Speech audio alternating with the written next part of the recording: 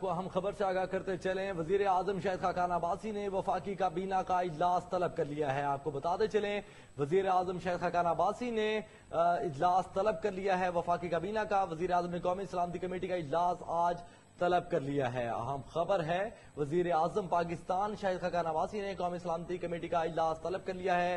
جبکہ خواجہ آصف کے حوالے سے سعد رفیق نے اس سے پہلے بھی بیان دیا تھا۔ خواجہ آصف نے امریکی پالیسی میکرز کو ان کی سرزمین پر آئینہ دکھایا۔ اجلاس جمعے کی نماز کے بعد وزیر اعظم ہاؤس میں ہوگا۔ اہم خبر ہے، وزیر اعظم شاہد خاقان عباسی نے اجلاس طلب کیا۔ اجلاس میں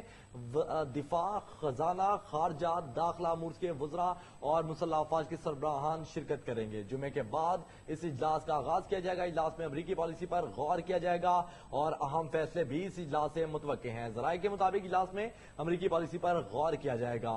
سلامتی کمیٹی کا اجلاس طلب کر لیا گیا ہے۔ وزیر اعظم شاہد خاقان عباسی نے آج اسلام آباد میں سلامتی کمیٹی کا اجلاس طلب کر لیا ہے۔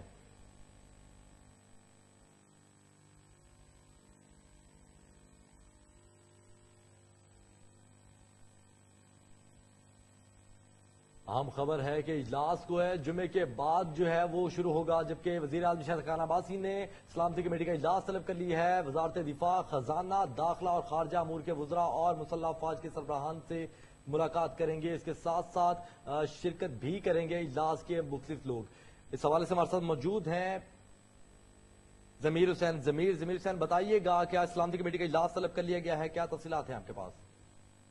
جی بالکل، وزیر اعظم شاہد خاقان عباسی نے جمعہ کے بعد قومی سلامتی کمیٹی کا اجلاس طلب کر لیا اور آج یہ قومی سلامتی کمیٹی کا اجلاس ہونے جا رہا ہے جمعے کی نماز کے بعد، اور اس میں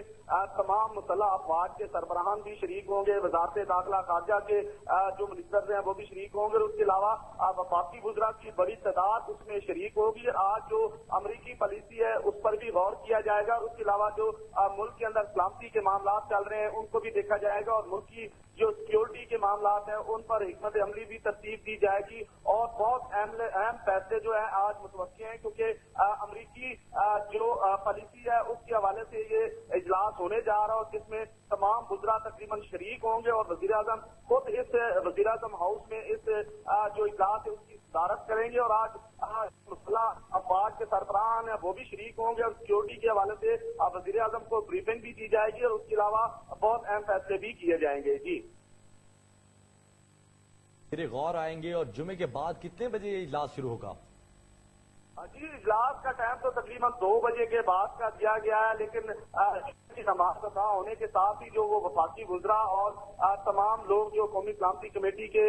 رکن ہیں وہاں پہنچ جائیں گے، اور اس کے بعد اجلاس شروع ہو جائے گا، اور اجلاس کا ایجنڈا جو ہے وہ امریکی پالیسی جو ہے اس کے اوپر غور و فکر کیا جائے گا، اور اس کے علاوہ قومی سلامتی کے جو معاملات چل رہے ہیں ان کو دیکھا جائے گا، اور اس کے علاوہ جو اس وقت ملک کے اندر سیاسی صورتحال چل رہی ہے اس کو بھی دیکھا جائے گا، اور دہشت گردی پہ جو ابھی تک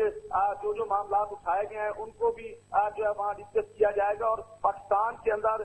جو دہشت گردوں کا کلا کما کیا گیا ہے اس کی بھی بریفنگ دی جائے گی، اور اس میں تقریباً وفاقی وزراء کی بہت بڑی تعداد موجود ہوگی۔ اس کے علاوہ عسکری ذرائع جو ہیں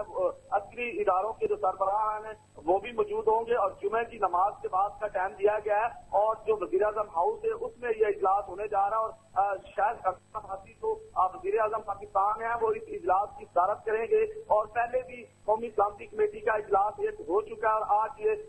تقریباً دوسرا بڑا اجلاس ہے جس میں وفاقی وزراء کی بھی شرکت ہونے جا رہی ہے، اور اس کے علاوہ جو